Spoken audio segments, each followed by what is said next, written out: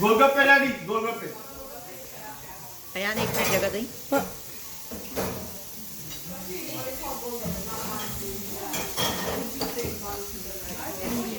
इधर आ जाइए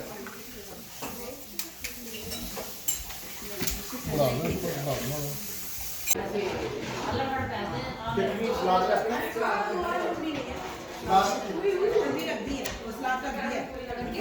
उधर एंड में बाबा जी ने ग्लास के थोड़ा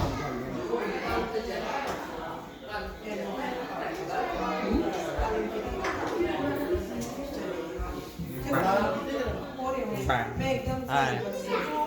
छाननी जो जल्दी नान गरम होता है मूवी का स्टोरी और मन में खाने का फोटो सेट करो